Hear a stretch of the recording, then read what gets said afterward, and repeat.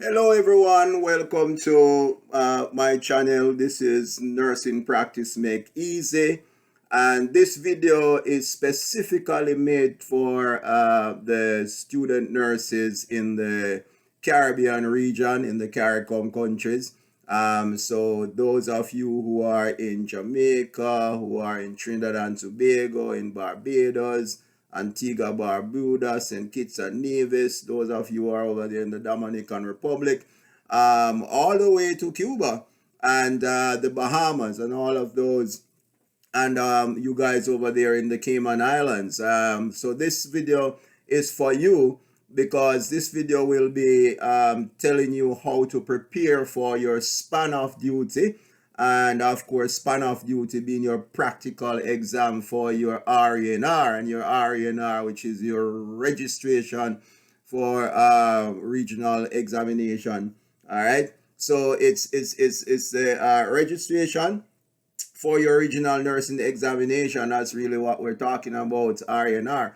And we're going to be talking about span of duty. So it's a series of video that's made specifically for you. I know that at this time of the year, usually you have your practical exam to do, or the practicum, which is called span, which is really a practical assessment of the nurse, because really what it does, it really looks and see how you integrate the cognitive aspect of learning into the practical aspect of learning. So it's designed to see how you take the theory and put it into practice, because that's really what nursing is all about. After you go through your 4-year nursing program, and you've done, and in the final year you have to do your practical sessions, all right, in the different areas, all right, what we call a nursing practicum. Now, before you can sit your exam in October, you are required to do a practical exam, which is referred to as a span, right? That's really practical assessment of the nurse. All right. The RENR, which is the registration, the regional examination for nurses registration, which is what RENR is. That exam is sat in October. Of course, the pandemic has caused, somewhat a little shift here and there, but usually in October, first week in October, and also there is a resit in April, usually the first week in April as well, probably the first Thursday in April. And I can refer you to the Nursing Council of Jamaica website. You can actually see that information. If you're in Trinidad, you can see it also on your website. If you're over there in the Bahamas or wherever you are in the Caribbean, all the way to Haiti, you can always look on the the Nurses Council of Jamaica website. You can always see the information as to when you sit this exam, and it also tells you what the exam requirements are. So the span of duty is a must pass before the student can sit the the written exam in October. All right, so my name is Patrick Mackenzie, registered nurse, and I was trained at the Northern Caribbean University, did a bachelor's program there at Northern Caribbean. Of course, went on to do higher studies, and I also was once a student, and I also became an instructor, and at one point I also was one of those who did the examination of the students, or what you call a proctor. All right, so at some point I was external examiner. So if there is anybody who can tell you how to prepare for the span and to get yourself ready, and what are the do's and the don'ts of that practical exam, it is really yours truly. All right, so before we go deeper into this video, let me just say to you, subscribe to the channel, hit the subscription button, hit the like button, leave your comment, talk about the video, talk about any questions that you have, and also in the box that gives you the description, you will see my contact and how to get in touch with me as well. All right, and this video is a must share, guys. It's a must subscribe. It's a must share.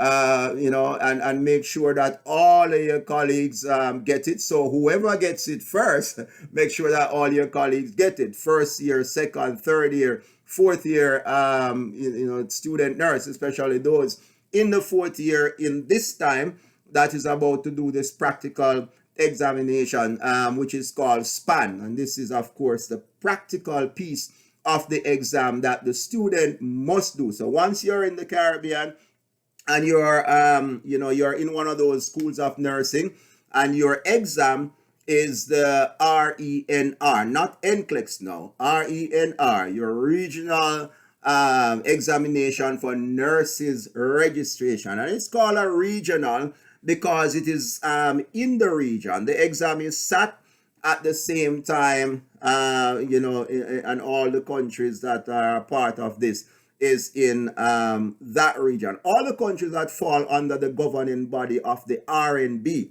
which is the regional nursing body, all right, or regional nursing organization, which is really an independent body. Their duty, of course, is to advise the government of the Caribbean as it relates to health and health ministries. And of course, they are the ones who regulate this exam and make sure that it is up to standard, make sure that the questions are in keeping with best practice and all. So all of you who fall under that body, this is what this video is for you, this exam that you're about to do called SPAN, practical exam. This is for you. So in this video, I am going to tell you, how to prepare yourself for it.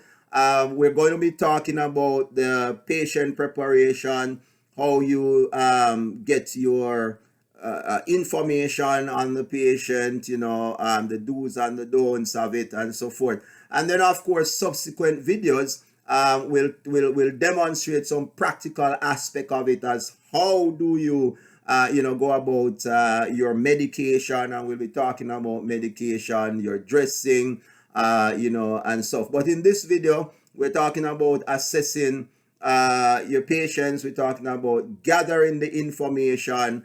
And so I'm going to take you step by step, guys, step by step. So follow me. Hold on to your seats right now. You'll have the video to watch and to pause and to stop it and to go back and forward as you like. I was about to say grab your book and your pen, but if that's how you learn, writing down while you're listening and then go back and listen and write down again, then fine.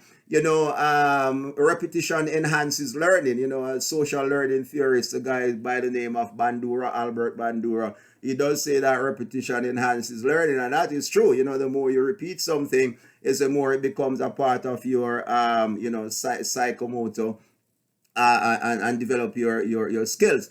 So all right, so now the span of duty. All right, so got my whiteboard over here, and I'm gonna make sure that I write. So this is what we're talking about. We're talking about SPAN, guys. All right, span of duty, and I'm gonna put for Caribbean. So BBEAN, span of duty for Caribbean, and I'll put nurses. All right. Yep, not the fanciest writing in town, but yep. So this is what we're talking about. Span for Caribbean nurses, all right, or for Caribbean nursing students. So now, what is this all about? Like I said earlier, this is the practical exam that assesses the student to see if they are at that level to move on to write their written exam in October.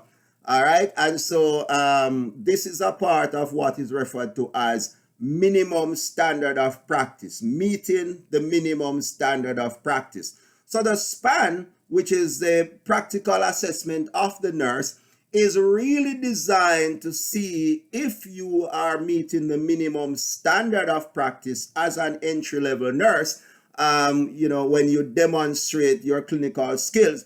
But at the same time, what the examiner is really looking to see is how you take those theoretical knowledge that you got while you were going through the books. So in other words, it's looking to see how you take your knowledge of pathophysiology, how you take your knowledge of pharmacology, how you take your knowledge of patient care interaction, or the helping relationship, or the nurse-patient relationship. Is looking to see how you combine all of this, all of that, and how you put all of that information together and demonstrate the care.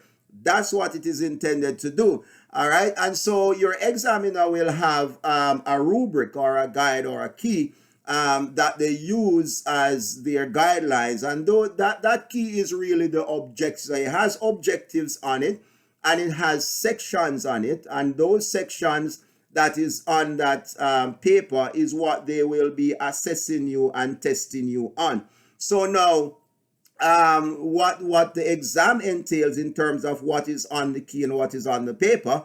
All right. So just to give you a heads up, all right, and we might call it a spoiler alert. It's really no secret per se, because usually the schools of nursing, when it comes around to the practical time when the student is supposed to be doing the span of duty or doing the practical exam, is that they will also give that key or that rubric, that guide that give you an idea of what areas you're going to be tested on, and rightly so, because if I were to give you a paper to write, I would give you a rubric as a guideline to say, all right, this is what is expected of you when you present the paper. It's the same thing with the practical. There is that rubric, that key that says, this is the degree to which the student is required to perform this particular task, or this is the degree to which the student is required to demonstrate this particular task, and this is the degree to which the student is required to respond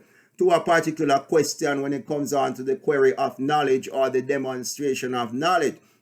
Also on that that key, that marking guide, that rubric that will determine whether or not you're meeting those objectives, there is also set scores, and those scores, when they add up to a certain number, will determine whether or not you met the standard or you did not meet the standard. So this is what happens. Usually, on the day of the exam, you have, most times it's two persons.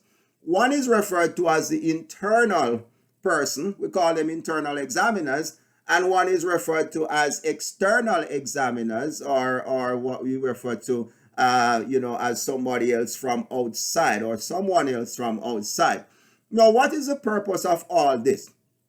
You have an external examiner, and you have an internal examiner, because you want to ensure balance, fairness, and the reliability of the exam, and it is also designed to eliminate bias.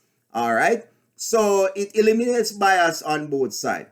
So if the external examiner is being biased towards the student, and the internal examiner now, which is the nurse, which is your instructor usually, and all your instructors are nurses, of course, your instructor from your institution of learning or from the school of nursing that you attend, that instructor is really there to ensure that there is really no bias from the external examiner, and that the external examiner is following those guidelines, and the external examiner is there to ensure there's no bias from the internal examiner, and that the internal examiner follows the guidelines. So it ensures the integrity of the exam. It ensures the integrity, all right, of the whole governance of the procedure and the process, so that at the end of the day, the scores that come out will be a reflection of the student's performance and the student's ability to say whether or not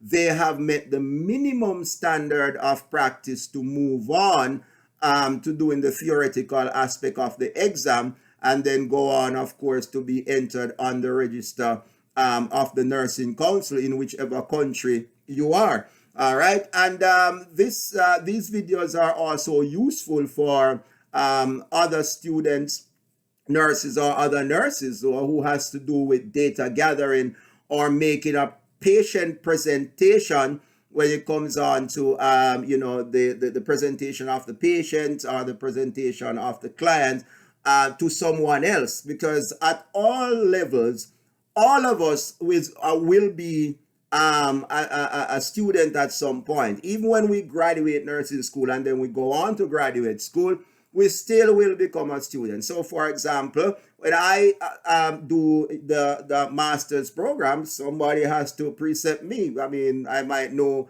yes, of course, but I can't precept myself.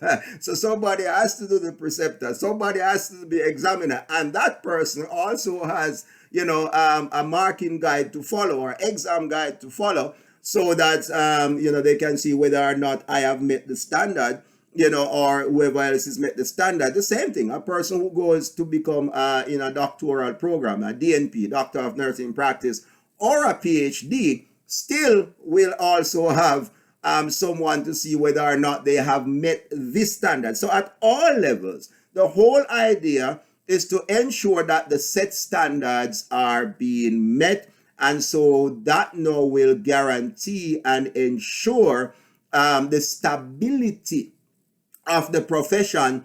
And you know that the Nursing Practice Act was not set up for the nurse. The Nurse Practice Act was set up to protect the public. So if you see that question on an exam paper, what is the main purpose of the Nurse Practice Act? It was not set up for the nurse. It was set up to protect the public. So the span of duty is also part of that Nurse Practice Act that govern the practice of the nurse, from the training all the way into going from beginner to competent to expert, according to Patricia Benner. So we see that doing the practical piece of it is also part of it, to ensure the minimum standard of practice is met. Why is that? To protect the public, to make sure that when we get this license, the patients are in good hands, the family and the community is in good hands. So the exam will have 2 or 3, sometimes 2 to 3 examiners. It might be 2 internal, but there always is going to be 1 external, or it might be two external and 1 internal, or 1-on-1, 1 external, 1 internal, depending on the availability of the staffing and the availability of the nurse. So therefore, what I'm saying here is that this is really what to expect when it comes on to who will do the examination, or who is the one that is going to examine. And so the exam is supposed to be carried out according to those standards that are written on that exam key, that's written on that rubric, that's written on those set of guidelines, that's written on those objectives, and that's written on that marking guide to determine what score. So like I said earlier, scores are assigned to it. So the sections that you have on this marking guide that I'm talking about, it's testing your knowledge. It's testing your knowledge of the nursing process and how you apply the nursing process, right? By practically having a patient and doing your ADPI, for your ADPI, which is the 5 components of the nursing process that you're putting on an exam. But ADPI, guys, also mirrors SOAP, all right? ADPI mirrors SOAP. So learn this. You're doing your practical exam, you're going to be doing care plans, and we're going to be talking about that either in this video or subsequent video, all right? So you're doing your care plan, and you're expected, of course, to use your components of the nursing process, because that is the systematic way in which we provide nursing care. It gives us the response of the patient's response to actual or potential problems, and it allows the nurse, of course, to come up with interventions for which the nurse is responsible. So that's really the whole concept of nursing process. So assessment, planning, diagnosing, planning, implementing, and evaluating. All right, 5 components of the nursing process: assessment, diagnosing, planning, implementing, evaluating. You are expected to use the SOAPy method to document. The SOAPy method mirrors the nursing process perfectly. How? Because it is really demonstrating what you came up with as a plan and what is being written down. So when you do SOAP, the S is subjective data, what the patient is saying, or what the parents of the child is saying. Objective data, what you observe, what you gathered through your measurements, as in vital signs, and what you gathered through your head-to-toe assessment of the patient. So your S and your O is equal to your A in ADPI. Follow me? Your S and your O in SOAPy is equal to your A in ADPI. Now you will notice that in SOAPy, which is your SOA, your A is in SOAP is assessment. But it's not assessment as in the head-to-toe assessment or the subjective objective data that you just gathered. That assessment is asking you for a problem statement or a conclusion. What did you assess the problem to be according to what you got from S and O? So your A in SOAP is equal to your D in ADPI. All right? Your A in SOAP is equal to your D in ADPI. And then you will notice that in SOAP there's a P and in ADPI there's a P. Both say planning. All right? So your P in ADPI is equal to your P in SOAP, and your P in SOAP is equal to your P in ADPI. So the plan here is the goal and outcome. All right? And you can check out the videos on the nursing process. All right, and so you can get good picture of all of it. All right. If you don't find all the videos on the nursing process, believe me, they are all coming. All right, just keep subscribing, keep sharing the videos, keep leaving your comments and your likes. All right, so that we can get so many others who have been trying to find something on YouTube that can walk them through the span, that can give them a good understanding of it and can demonstrate something to them. This is the only channel on YouTube that you will find that gives you detail about the span practical exam for RENR for all the students in the Caribbean. So this is your place that you want to be. All right, so the P in SOAP is equal to the P in ADPI. So planning ADPI, which is goal and outcome, and your P in SOAP is actually goal and outcome that you will be writing in the chart. Now here's a mistake that students tend to make when you doing your documentation on the day of the exam, where you're documenting on the patient. So you do your head-to-toe assessment, and we're going to get into all of that piece by piece. No stone will be left unturned, don't you worry. All right, so on the day of the exam, the mistake that some students tend to make is when you get to the P, so you did the S, the O, which is subjective objective data, and you did the A, which is your diagnosis, which is equal to the D in ADPI. And then, of course, now you come to the plan, which is equal to the P in ADPI. But the mistake that the student tend to make when they're writing the plan, or when the examiner asks, what is your plan for this patient? The student tend to make the mistake of giving interventions. All right, I am going to ensure that the patient have 3 meals. I'm going to make sure the dressing is done and all of that. That's interventions that you're telling the examiner. The examiner is asking you, what is the goal? What is the outcome that you would like to have at the end of the day? All right, so the goal is for this patient to have improved oxygenation. The goal is for the patient to have improved nutrition. The goal is for the patient to ambulate as tolerated. See the difference? So then now your implementation or interventions will actually be the things that you're going to do to ensure that that goal happens. So don't make the mistake when you get in your SOAP, when you get to P, don't put interventions there for plan, because that's a common mistake of students. Put a goal there. Just remember, P is goal. All right. So it's outcome, it's goal setting. All right. And then of course you have your E in your SOAP, and then you have your I in your SOAP, I in SOAP P, and you have your add pi.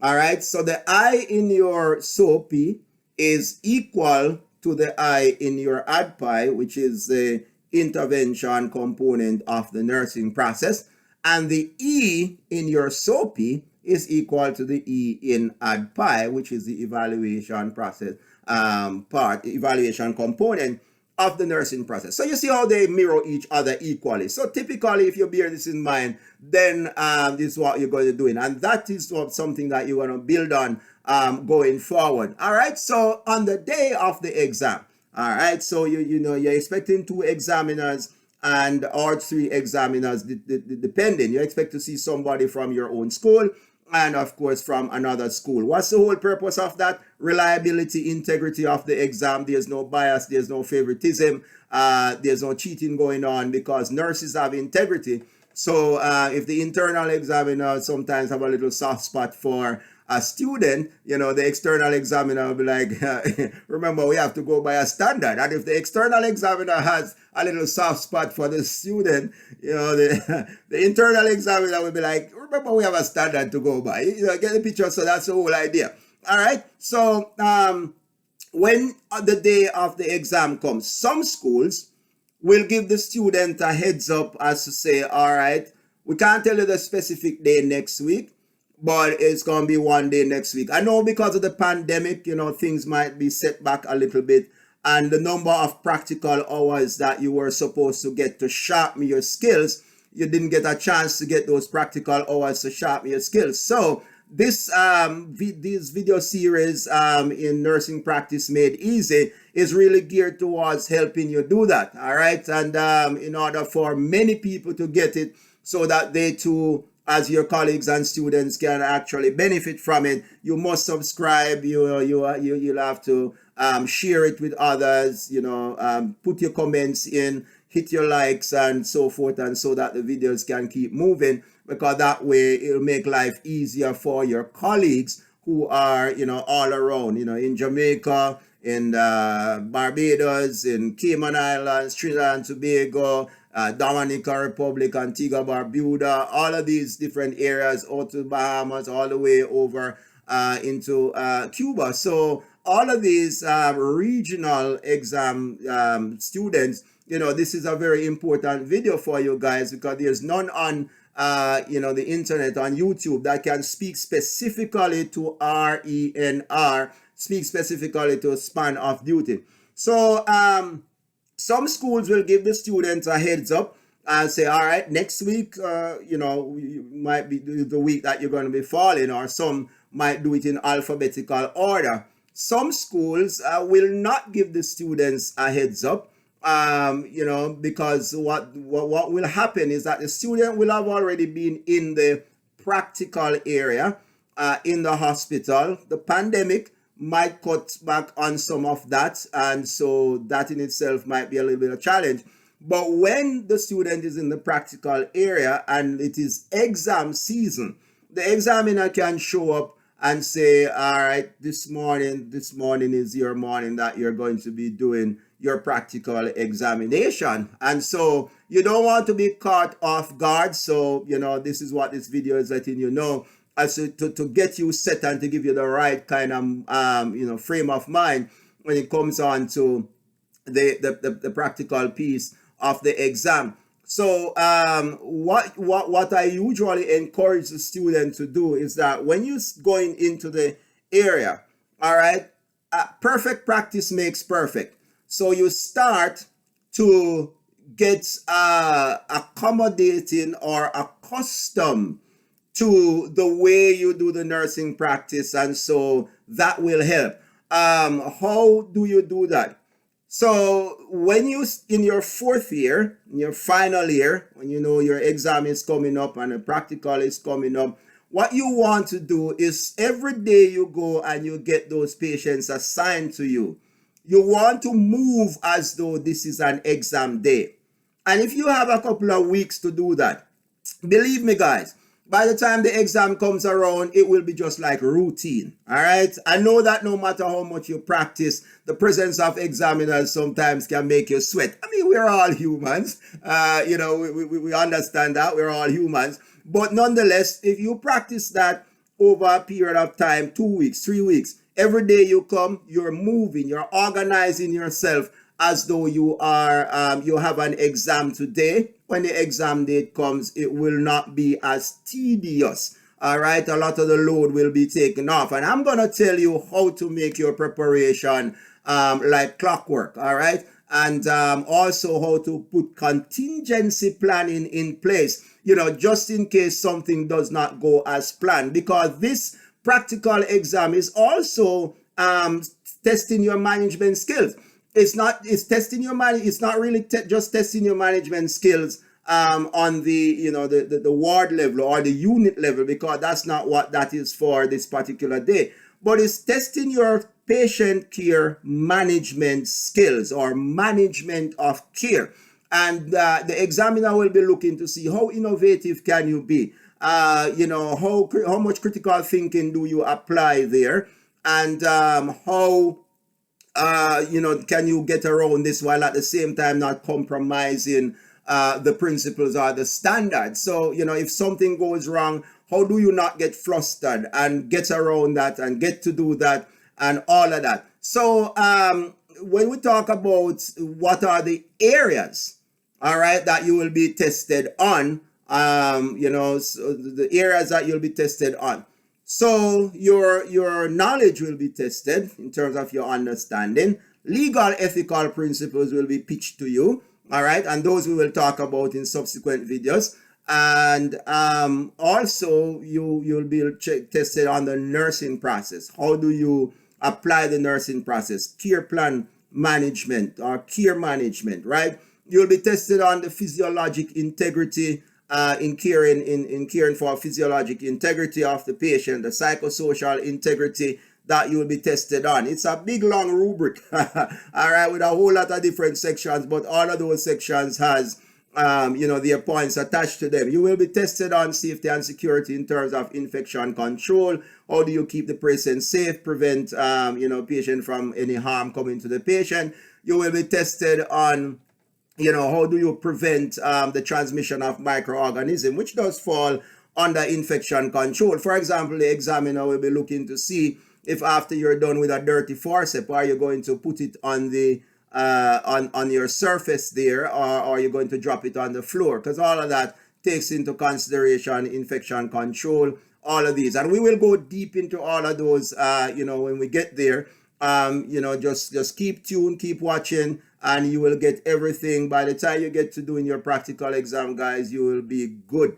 All right. So your nursing process, your general deportment in terms of how you present yourself, how you dress, they'll be testing you on your confidence. Some times ago I was practicing, and a couple of years ago, actually, not even some time ago, a couple of years ago, when I was practicing and just started out as a registered nurse, actually.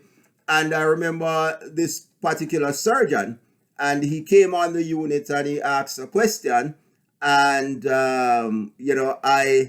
I was about to answer the question, and the question was not necessarily directed to me. It was really directed to the interns or these medical students. So he asked a particular question, and they were all stuttering over the question.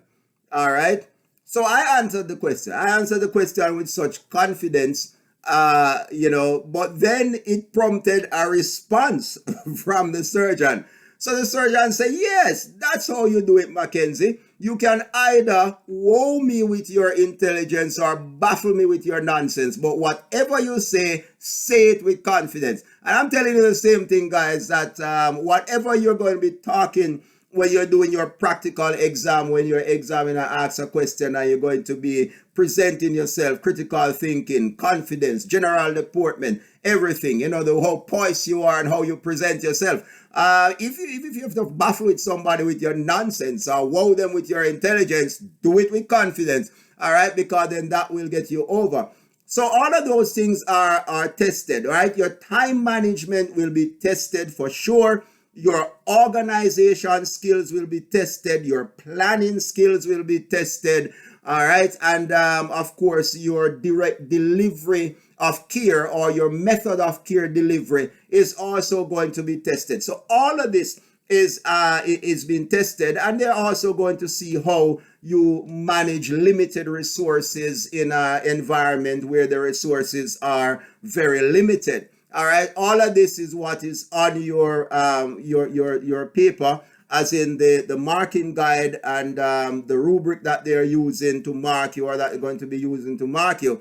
Now, there are 21 asterisk points on that. So let me give you a heads up, guys. There are 21 asterisk points on it. It could be more by now, but there are 21 asterisk points if that paper is not revised. And if it is revised, it really doesn't change much, but there are really 21 asterisk points on that paper.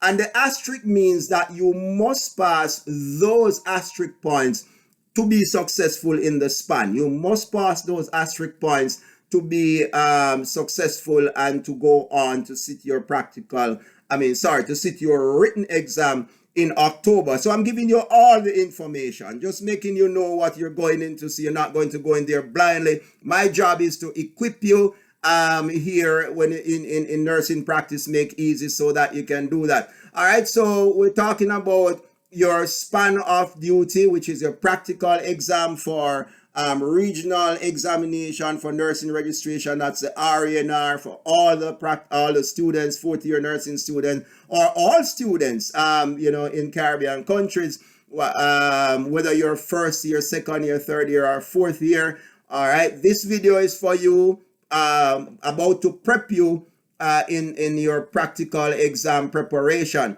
All right, so when we do the next video, we're going to be looking on the day of your exam, and starting from the morning. So I'm going to start from the morning, from the day you entered into the units, and what it is that you are supposed to be doing, and how you want to set yourself, and what it is that you're going to be gathering, and everything to put together. All right, so next video we're going to pick up on that, talking about the span practical exam for you, getting you ready so that you can do a very good job of it. You can go boom, one shot, pass that. We're heading down to October so that we can become a registered nurse. All right, and your 4 years of dreams will be realized, or for some people, if it was more than 4 years, your dreams will be still realized. All right, so until next video, Patrick Mackenzie, I'm your RN for today. This is Nursing Practice Make Easy, guys. Subscribe, like, comment, share the videos, and I'll see you next video when we continue to talk about practicals. So this is part 1 of the span practical exam. Next video will be part 2, and then of course you'll get all the information that you needed. All right, guys, I'll see you in the next clip.